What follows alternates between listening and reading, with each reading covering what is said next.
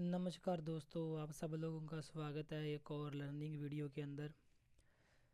तो पहले हम देख लेते हैं बैंक निफ्टी। हमने लास्ट फ्राइडे को किस तरीके से डिस्कस किया था कि बैंक निफ्टी कैसे मूव कर सकता है। तो देखो, बैंक निफ्टी ने आज भी पूरा एक रेंज बाउंड ही पूरा दिन बिताया बैंक निफ्टी ने। क्योंकि रीज़न क्या है, सबसे बड़ा रीज़न ये है कि बैंक निफ्टी का अब जो वीकली एक्सपायरी था वो मंथली एक्सपायरी हो चुका है, आप लोगों को पता है, जिस वजह से एक बड़ा मूव, ट्रेंडिंग मूव इतना जल्दी पॉसिबल नहीं है।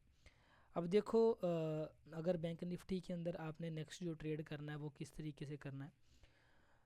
हमने ये वाले कुछ लेवल ड्रॉ किए थे लास्ट टाइम। तो यहाँ पे देखिए, बैंक निफ्टी एक ट्रेंड लाइन के ऊपर काम कर रहा है।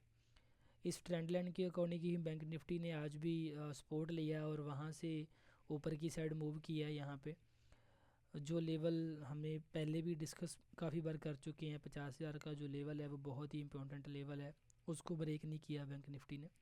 अब देखो, अगर कल का दिन आप देखना चाहते हैं तो एक बार पहले डे का चार्ट लगा लो। वहाँ पे देखो बैंक निफ्टी ने क्या किया है, एक बहुत बड़ा सेलिंग कैंडल, देन एक ग्रीन कैंडल जो इन्वर्टेड हैमर टाइप कैंडल है, देन उसके बाद एक और इनसाइड कैंडल यहाँ पे बना दिया। अब इस इनसाइड कैंडल की हाई ब्रेक पे हम किस तरीके से ट्रेड करेंगे वो मैं आपको एक बार बता देता हूँ। देखो, 15 मिनट के चार्ट के ऊपर जो लेवल है वो फिर से ड्रॉ करता हूँ।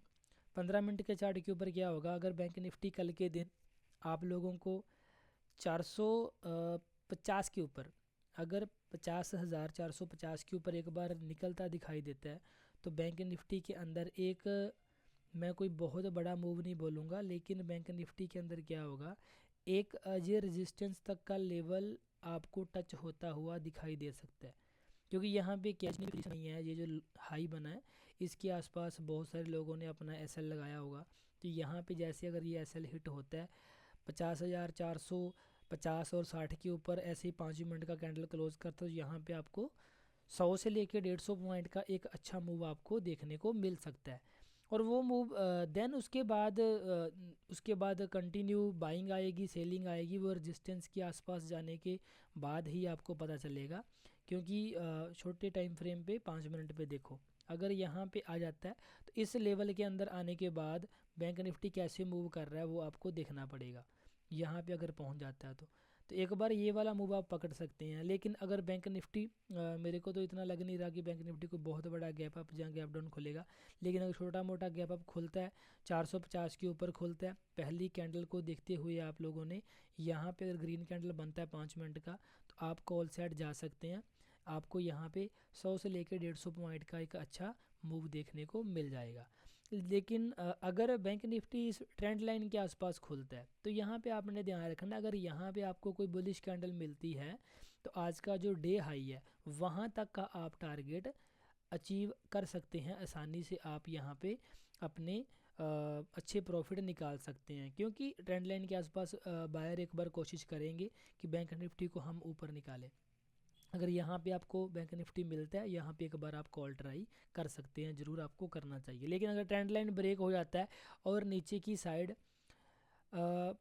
50,200 का लेवल ब्रेक हो जाता है, 50,200 के नीचे अगर आपको कोई कैंडल मिलता है, नेगेटिव कैंडल मिलता है यहाँ पे आपको, तो इसके नीचे आप अगर बिल्कुल सेफ चलना है तो आपको 50,180 का लेवल पकड़ना पड़ेगा। उसके नीचे आपको अच्छे तरीके से एक डाउन साइड का फॉल देखने को मिलेगा जो आपको फिर से 50,050 तक लेके आ सकता है, और वहाँ तक आप अपना प्रॉफिट बुक कर लीजिए। देन उसके बाद अगर 50,000 को होल्ड नहीं करता है उसके बाद ही बैंक निफ्टी डाउन साइड का मूव दिखाएगा। देखो, यहाँ पे ट्रेंडिंग मार्केट था, यहाँ पे ऊपर की साइड आप देखो एक ट्रेंडिंग मार्केट था।